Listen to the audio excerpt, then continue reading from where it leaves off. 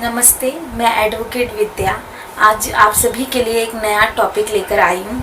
आज आप सभी ने सुना होगा कि बहुत बार आप सुनते होंगे कि सुप्रीम कोर्ट ने, सर्वोच्च न्यायालय ने एक जनहित याचिका दायर की। मतलब सुप्रीम कोर्ट ने एक जनहित याचिका को पारित किया या फिर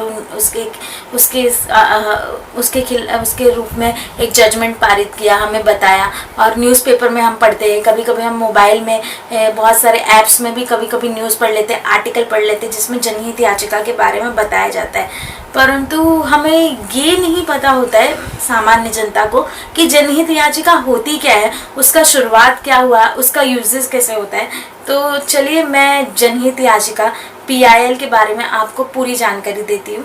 तो चलिए शुरू करते हैं। सबसे पहले मैं आप सभी को जनहित याचिका का अर्थ क्या होता है, उसकी इतिहास क्या है, उसकी शुरुआत कैसे, उसका उपयोग कैसे कर सकते हैं, इन सारे सवालों के आपको जवाब दूंगी। लेकिन शुरुआत में मैं आपको पहले उसका अर्थ बताती हूँ।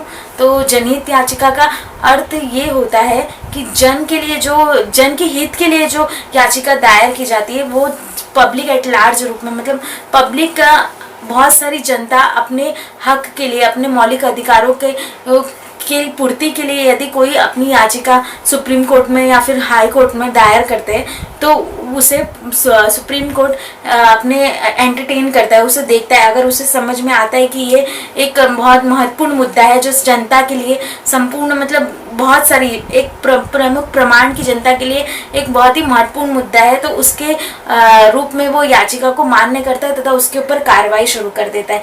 तो जनहित याचिका का सामान्य अर्थ ये होता है कि जनता के हित के लिए जो याचिकाएं कोर्ट में दायर की जाती है, जिसके ऊपर मुकदमे चलते उसे ही जनहित याचिका कहती है, जिसे पब्लिक इंटरेस्ट लिटिगेशन कहा जाता है। हिंदी में इसे जनहिया कहा जाता है और इंग्लिश में इसे PIL कहा जाता है। तो इस प्रकार हमारी सामान्य जनता, यदि हमें कोई भी समस्याओं का सामना करना पड़ रहा है और वो समस्या सभी के लिए एक है, चाहे वो बंद हुआ, मजदूर हो, चाइल्ड मैरिज हो, ये सब के लिए एक अलग अलग तरह की जनहित याचिका सुप्रीम कोर्ट या हाई कोर्ट में हमेशा कोई ना कोई संस्थाओं द्वारा जारी की जाती है या सुप्रीम कोर्ट में याचिका दायर करते हैं। और ये सामान्य जनता भी कर सकती है, कोई भी संस्था या फिर कोई भी कोई भी एक संगठन करता है, जैसे कोई भी NGOs हो, इसके लिए जनहित याचिका दायर करना है तो वो एक सामान्य जनता भी जाकर, सामान्य व्यक्ति भी जाकर सुप्रीम कोर्ट में इसे फाइल कर सकता है।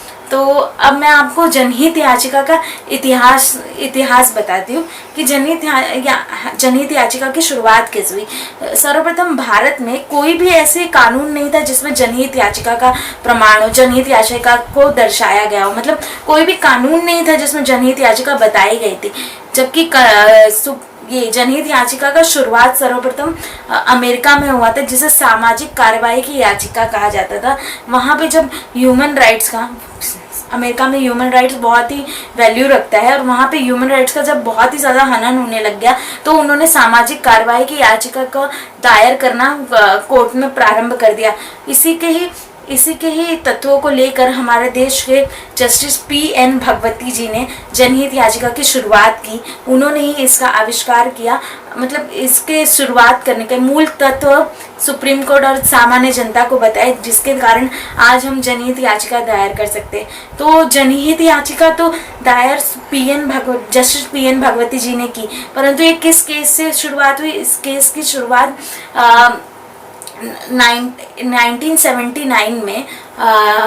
1979 में हुसैन आरा खातून बनाम स्टेट ऑफ बिहार के राज्य से हुई थी, जिसमें एक न्यूज़पेपर में एक आर्टिकल एक लेखक, एक वकील, अभी एडवोकेट ने ही दिया था, जिसमें बताया गया था कि कुछ ऐसे कैदी उस जेल में हैं जहाँ पे उनका कोई भी ट्रायल अभी तक शुरू नहीं किया गया है। मतलब उन्होंने इतना कारावास उस जेल में बिता दिया है, इतना समय उन्होंने जेल में बिता दिया है कि उनके सजा से भी ज़्यादा का टाइम उस जेल में बीत गया हो, अर्थात उनका कोई भी ट्रायल ही नहीं शुरू किया गया था।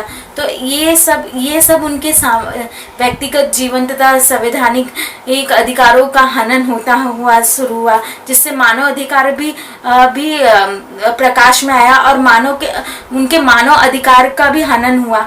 इसलिए जस्टिस PN भगवती ने इस याचिका के ऊपर अपना प्रकाश डालकर इन कैदियों को रिहा कर दिया गया। कम से कम 40,000 कैदी उस समय रिहा हुए, क्योंकि उन्होंने अपना कारावास से भी अधिक समय, मतलब अपनी सजा से मिलने वाला जो कारावास था उससे भी ज़्यादा समय उन्होंने जेल में बिता दिया था। इसके अतिरिक्त एक और केस है जो MC मेहता बनाम यूनियन ऑफ इंडिया का था, जिसमें दिल्ली में इतना सारा प्रदूषण बढ़ गया था जिस कारण दिल्ली के कम से कम 1 लाख से अधिक औद्योगिक क्षेत्रों को दिल्ली के बाहर के इलाकों में स्थित कर दिया गया। मतलब दिल्ली के रिहायशी इलाकों से हटाकर प्रदूषण ना हो, इसलिए उन्हें 1 लाख से अधिक औद्योगिक क्षेत्रों को दूसरी जगह स्थायी रूप से विकसित कर दिया गया। मतलब उन्हें दिल्ली के रहन सहन वाले इलाकों से निकाल दिया गया। इस तरह बहुत सारे केसेस है जो जनहित याचिका के द्वारा दायर किए गए, जिसमें Vishakha versus state of Rajasthan, फिर दूसरा केस आता है जो मैं आपको बताती हूँ DK Basu versus state of west Bengal, और तीसरा है Bandhua Mukti Morcha versus union of India, जिसमें बहुत सारे केसेस में जनहित याचिका दायर की गई और जो जनता के हित के लिए ही याचिका थी।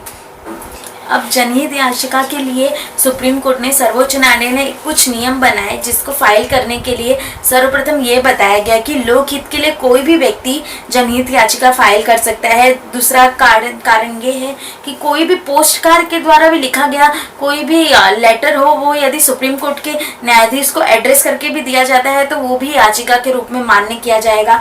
तीसरा पॉइंट ये है कि कोर्ट का अगर अधिकतर ऐसा लगे कि यह जनता के हित के लिए है तो वो इसकी फीस भी माफ कर सकता है। और चौथा, ये किसी स्टेट को, ये किसी राज्य के साथ साथ निजी संस्थान के विरुद्ध भी जा सकता है। मतलब जनहित याचिका राज्य के अलावा किसी निजी संस्थान के विरुद्ध भी की जा सकती है।